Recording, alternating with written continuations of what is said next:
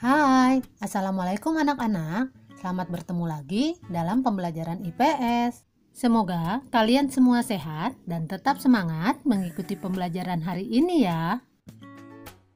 Anak-anak, hari ini kita akan membahas materi periodisasi masa praaksara secara geologis.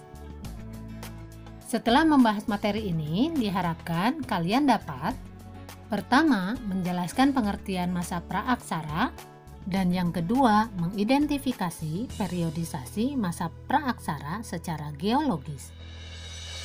Anak-anak, apakah di antara kamu ada yang pernah mengunjungi Museum Purbakala?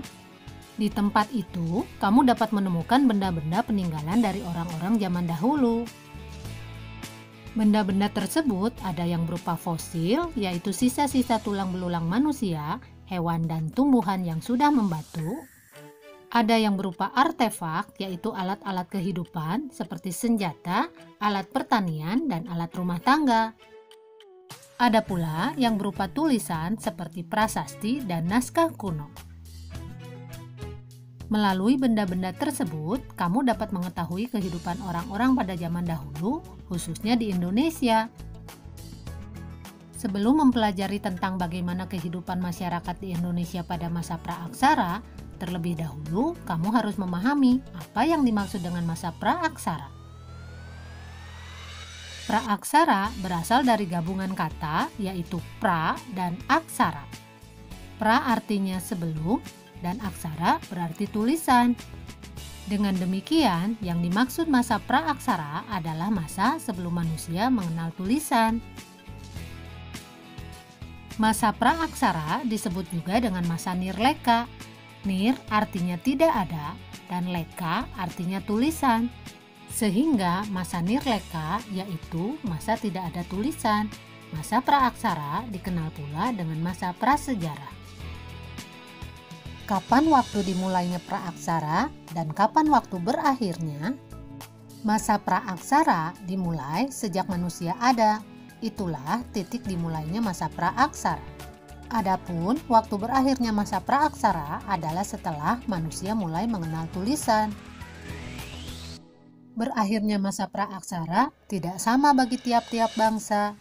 Misalnya, bangsa Mesir dan Mesopotamia, mereka telah mengenal tulisan kira-kira 3000 tahun sebelum Masehi. Adapun masyarakat di Indonesia mulai mengenal tulisan sekitar abad ke-5 Masehi.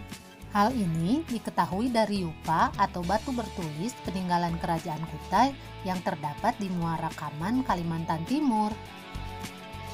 Untuk mengetahui perkembangan manusia sejak awal kehidupannya, kita perlu mempelajari terlebih dahulu periodisasi atau pembabakan zaman di muka bumi. Pada zaman dahulu, keadaan bumi tidak seperti sekarang. Sebelum adanya kehidupan, bumi mengalami perubahan-perubahan. Proses perubahan bumi terbagi atas beberapa fase atau zaman. Perubahan dari satu zaman ke zaman berikutnya memakan waktu yang lama sampai jutaan tahun.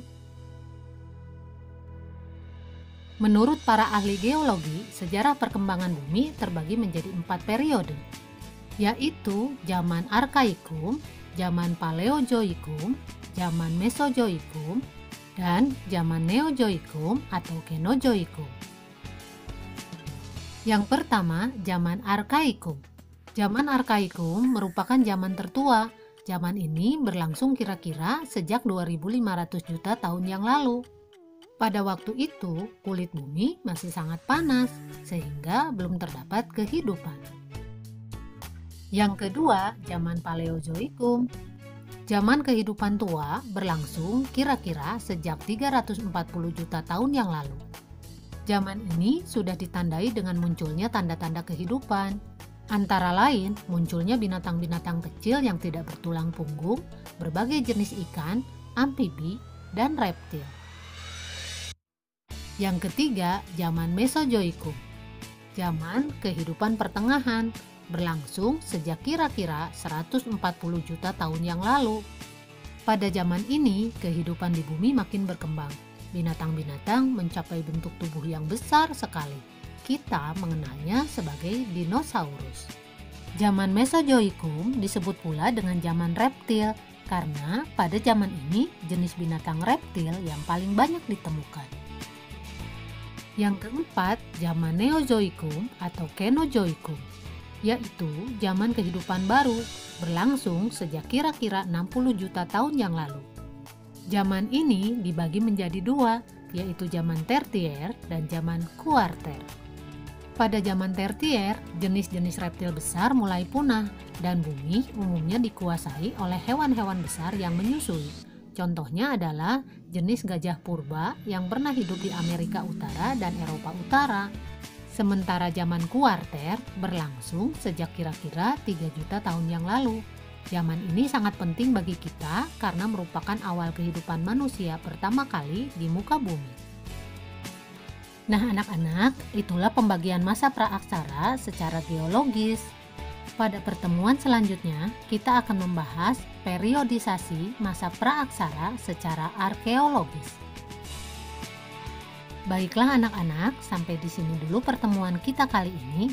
Tetap semangat mengikuti pembelajaran selanjutnya. Wassalamualaikum warahmatullahi wabarakatuh.